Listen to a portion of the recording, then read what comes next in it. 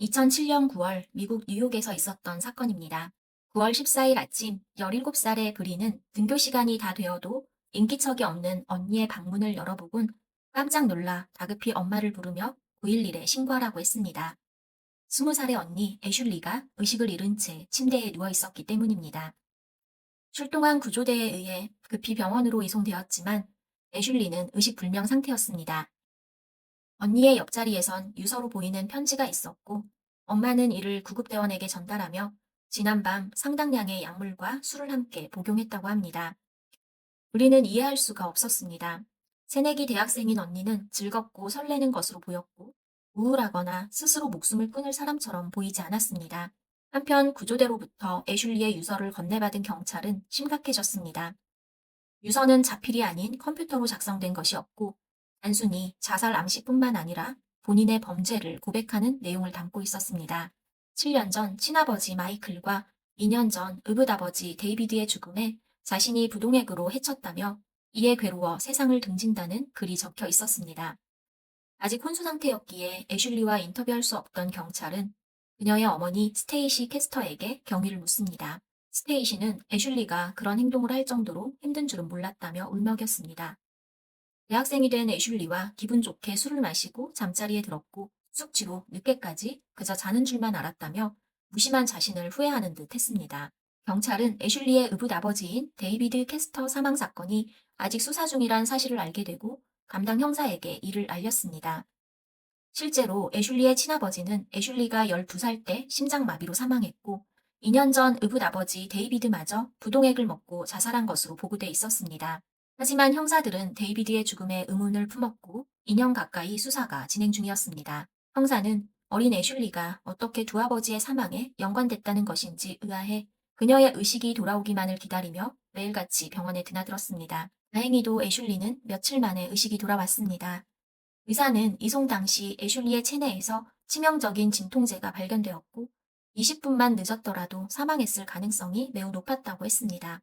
애슐리가 깨어났을 때 경찰이 그녀에게 아버지의 사망과 그녀 옆에서 발견된 유서에 대해 질문했습니다. 그녀는 경찰의 질문에 혼란스러워했고 유서를 쓴 적이 없다고 말했습니다. 같은 날 형사는 병원에서 어머니 스테이시 캐스터를 체포했습니다. 스테이시는 왜 자신을 체포하냐며 딸이 자백하는 유서를 썼다며 강하게 저항했지만 형사는 이미 당신이 남편들을 죽인 살인범이라는 증거를 확보했다며 더불어 딸을 죽이려 한 혐의도 추가한다고 말했습니다.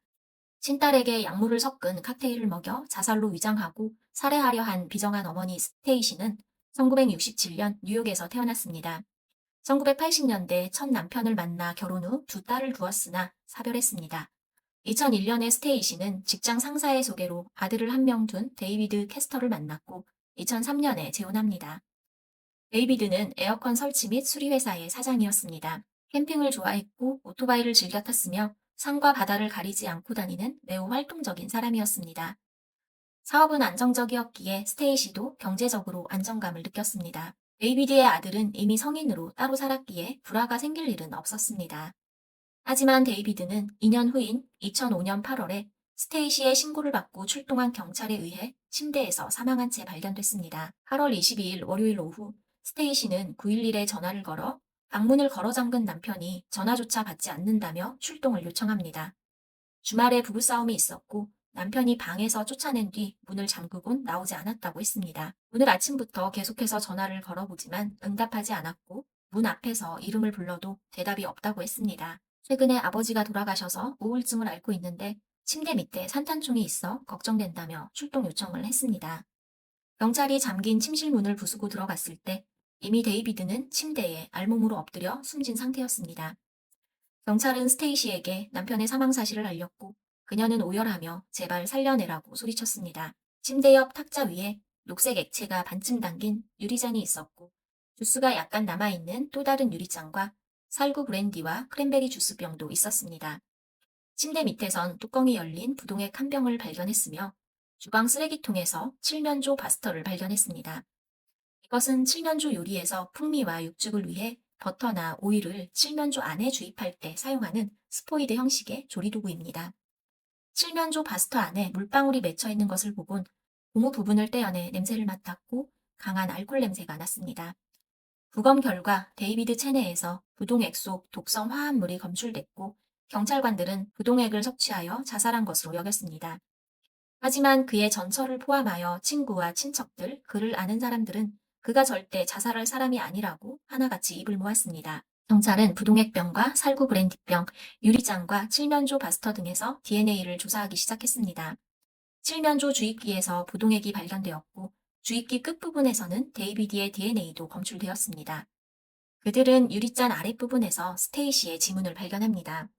스테이시는 싸우기 전 크랜베리 주스를 따라 데이비드에게 건넸다고 했습니다. 당연히 집안 물건이기에 자신의 지문이 안 닿는 것은 없다고 했지만 경찰에겐 스테이시가 부동액이 든 유리잔을 들어 데이비드의 입에 넣는 모습도 그려졌습니다.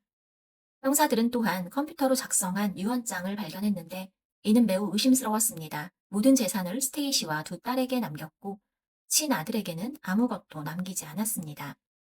스테이시가 매우 의심스러웠지만 명백한 증거를 찾기 전까진 섣불리 그녀를 신문할 순 없었습니다. 형사는 그녀의 첫 남편인 마이클 월러스를 인터뷰하고자 했지만 2000년에 사망했다는 사실을 알게 됩니다.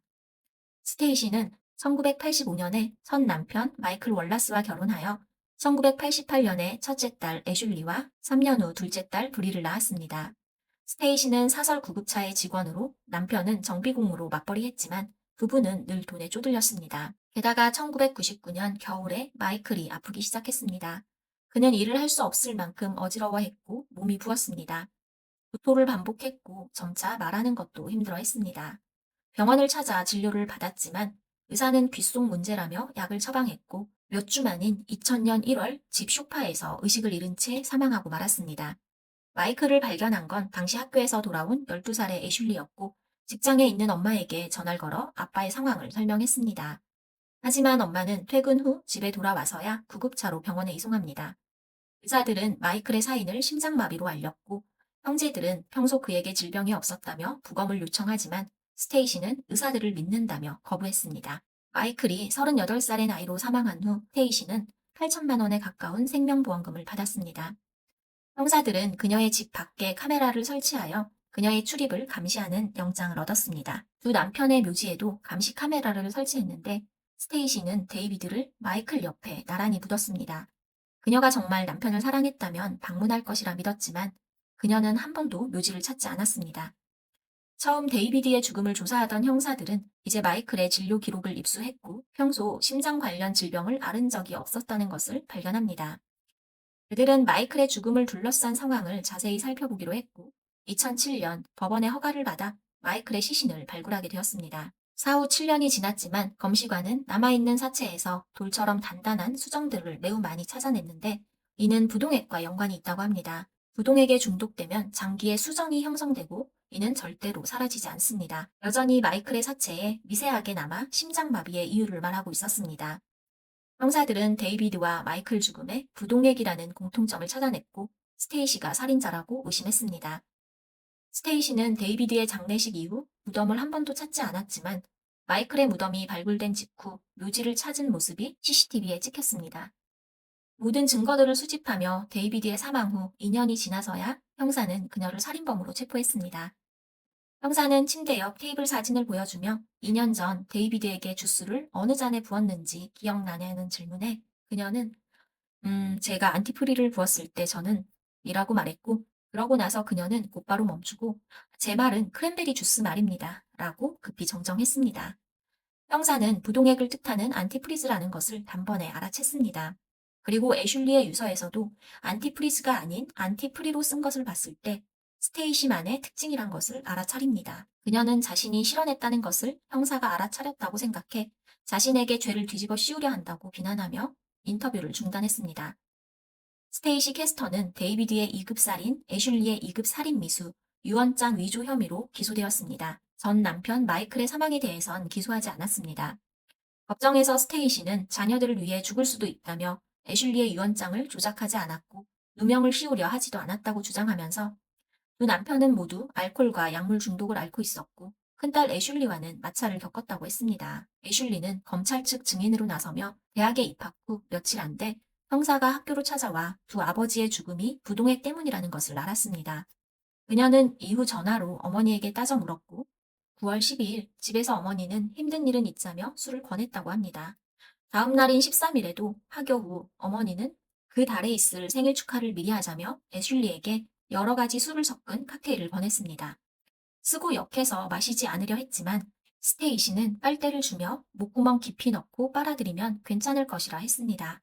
어머니의 말대로 했고 이후 완전히 기억을 잃어 눈을 떴을 땐 병원이었습니다. 형사는 유서에 관해 물었고 당시 무슨 말을 듣고 있는 건지 이해가 안 갔습니다. 자신은 유서를 쓴 적도 없고 쓸 생각도 전혀 없었다고 말합니다. 스테이시의 변호 측은 애슐리와 아버지들의 사이가 안 좋았다고 주장했고 친부인 마이클은 애슐리보다 둘째 딸인 브리를 더 이뻐했다고 합니다. 사춘기에 있었던 애슐리와 계부인 데이비드의 사이 또한 어색했던 건 사실이라고 했습니다. 또한 애슐리가 과거 정신질환으로 진료를 받은 내용도 제출하며 그녀가 유서를 쓰고 기억 못하는 것일 뿐이라고 했습니다. 이에 검찰 측은 반문을 제기합니다. 딸을 위해 죽을 수도 있다고 말하는 엄마가 딸이 살인자로 감옥에 가게 생겼는데 어째서 딸을 위해 아무런 구호 활동도 하지 않고 자신의 변명만 늘어놓는지, 왜 사람들로 하여금 딸을 살인자로 믿게 만드는지 물었을 때 스테이시 측은 아무런 답변도 하지 못했습니다. 검찰은 스테이시의 컴퓨터에서 애슐리 것으로 위장된 유서의 초안을 여러 개 발견했습니다. 그들은 이것은 딸의 자살을 위장한 어머니의 계획된 살인 시도였다고 주장했습니다. 애슐리는 그간의 모든 일을 어머니가 주도했다는 것을 알게 됐고 어머니를 위해 무엇이든 할 수 있었던 자신을 망쳤다고 했습니다. 그녀는 어머니를 미워하고 증오하면서도 동시에 여전히 어머니를 사랑한다고 말했습니다. 검찰은 데이비드 캐스터의 자살이 결코 말이 되지 않는다고 주장했습니다. 부동액병과 유리잔에 데이비드의 지문이 없고 주방 쓰레기통에서 발견된 칠면조 버스터에는 부동액과 스테이시의 지문이 모두 남아 있었습니다. 이것은 스테이시가 애슐리에게 했던 것처럼 알코올에 섞어 강제로 데이비드에게 부동액을 먹였으리라 생각했습니다. 스테이시는 며칠 동안 남편에게 부동액을 먹였을 것입니다. 검찰은 그녀의 살해 동기를 돈으로 보았습니다. 데이비드의 사망 후 스테이시는 캠핑카와 오토바이, 제트스키 등 현금이 될 만한 것들을 팔아치웠습니다.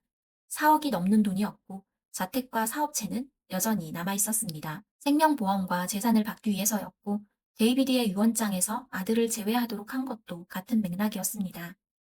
스테이시는 데이비드의 살인으로 25년 후 가석방 가능한 종신형과 애슐리에 대한 살인 미수로 25년 후 가석방 가능한 종신형을 내렸습니다. 유언장 위조 혐의로 1년이 추가돼 최소 51년의 징역형을 선고받았지만 그녀는 복역 중 2016년 48살의 나이로 감옥에서 사망하였습니다. 차이는 심장마비였고 자연사 처리되었습니다. 스테이시는 수용된 이후 죽을 때까지 딸들을 보지 못했습니다.